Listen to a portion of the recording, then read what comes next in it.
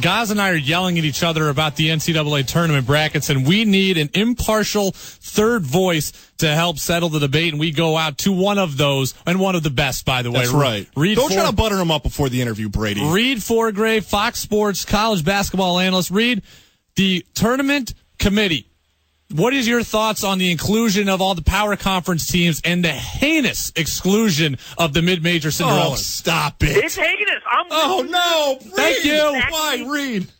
Exactly. Well, you guys want to butter me up some more. Tell me how smart I am, and then I'll give you my awesome take. Yeah, man, like this was the exact thing that I thought when I saw this bracket. You see the teams that are out, and you see the last 4 teams that are in. It's just, look, NCAA Selection Committee has a really hard job. And generally, I think they do a really good job. I've been through this process before, twice, when they put on these mock selections.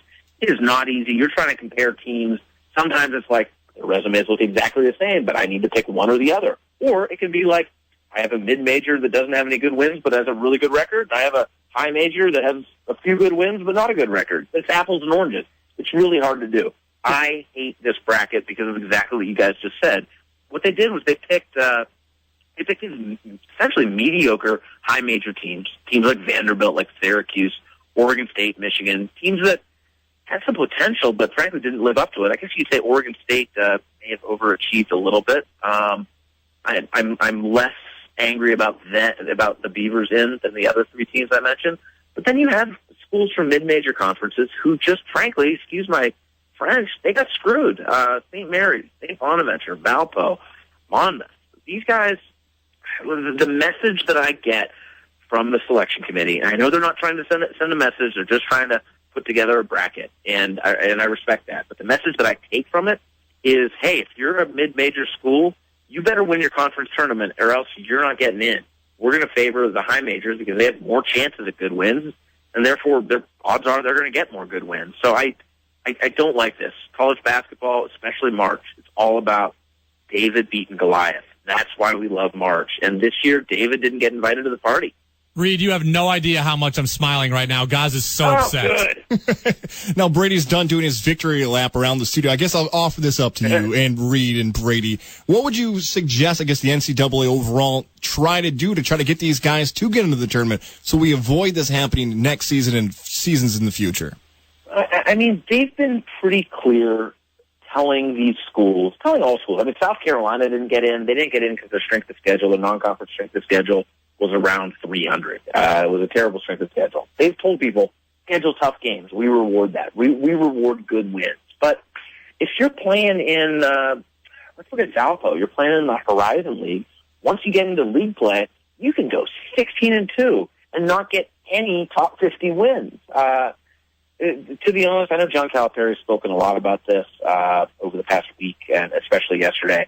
It is a bit of a moving target, what the criteria is for an NCAA tournament team. And I don't mind that it is a moving target. Every season is different. Every season is unique.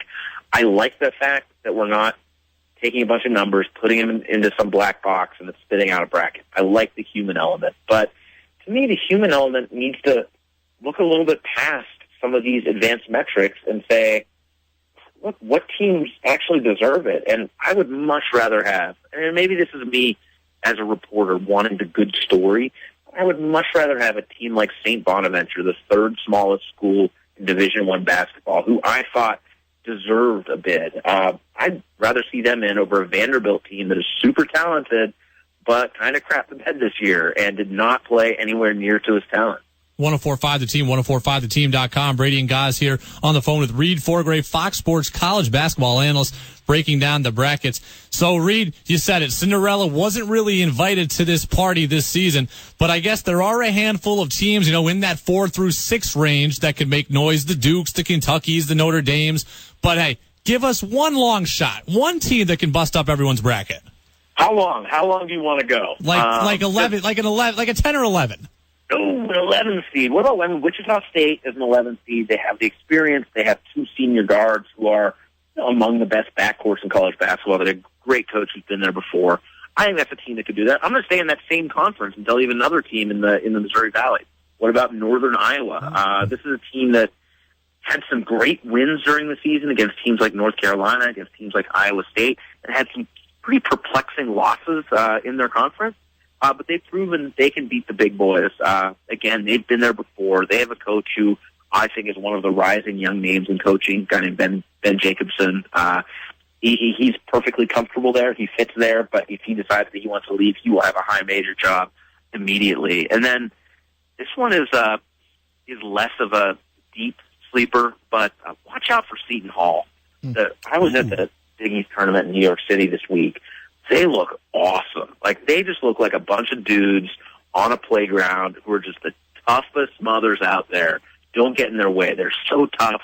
They're a little erratic, they're a little emotional, but man, they're intimidating. Those are some of the teams that might steal the headlines on that first weekend. How about the player that's going to become a household name? That isn't already? I mean, do we? Yeah, that isn't already. Right. AJ English from Iona. That's my guy. Who's your guy? That's a great one. The dude can straight up score. What about Stony Brook? They have a guy named Jamil Warney. Yeah, he's really talented. First of all, he's going up against Kentucky, and if they're even in that game, it's going to be because of Jamil Warney. There will be attention on him because they're playing Kentucky. And let's be honest. Kentucky, I have them in my Final Four this year as a 4 seed. I think they're underseeded as a 4 seed. I think they're hitting the stride at the right time. Scalabissiere is, one of the top recruits in this class, is finally giving them something. Not much, but he's giving them something. But this Kentucky front line is not good. They're not that good. A year ago, they were historically good. This year, they struggle. And Warney, I think, really could take advantage of that. That's one name that I think could be one of those mid-major players that we all start talking about. Reid, we already know Jamil Warney because he helped Stony Brook win the America East and not UAlbany. We're tired of Jamil Warney. Man, I live in the Midwest. Nobody's heard of Jamil Warney yet. Nobody. The rest of the country will figure him out, right? Reid, you're going to be in the Midwest for the Des Moines games, right? What can we look for in some of those matchups? I actually think it's the best pod. I decided to be there just because I actually used to live in Des Moines and I have friends there, and I was like, I'll just pick this one. It's close by. Don't have to travel that much. I got lucky.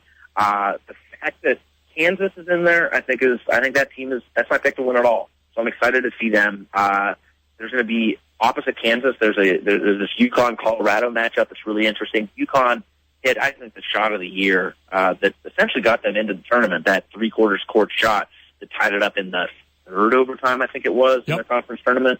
I think that's intriguing. And then the other games are Indiana versus Chattanooga as a 5-12 game. 5-12 is always dangerous, but I think Indiana kind of got screwed on their seed. And then Kentucky Stony Brook, 4-13 game. To me, I'm going chalk in both those games, but those are both games that you look at the lower seeded team and you think, that's a pretty good team. Like, I don't necessarily like their chances. I'm not going to make that pick, but those are games that could swing in that direction. 104.5 The Team, 104.5theteam.com. Fox Sports college basketball analyst Reid Forgrave breaking down the bracket here with myself and Gaz. And so, Reid, you've given us your NCAA champion in Kansas. I'm going to go totally off the rails with you. You probably haven't looked at the CBI bracket, but tell me UAlbany or Siena is going to take that one. Stop it. Don't ask him that. What is the CBI? I don't even know what you're saying. My goodness. That's the one below the NIT, and we've got UAlbany and Siena playing in that. So we're rooting for one of the Albany teams. I go Siena. Why not? There we go. Why not go Siena? I mean, it's the legacy of my man Fran McCaffrey. That's right. Going to take them deep into the lovely CBI. Ask Reid a real question, like who he's got in the Final Four. Who do you have in the Final Four? He just said he's got Kentucky and Kansas. All right, there's two more. Reid, who are your other two? 2 more. I got a boring Final Four, guys. I got to be honest. I went chalk.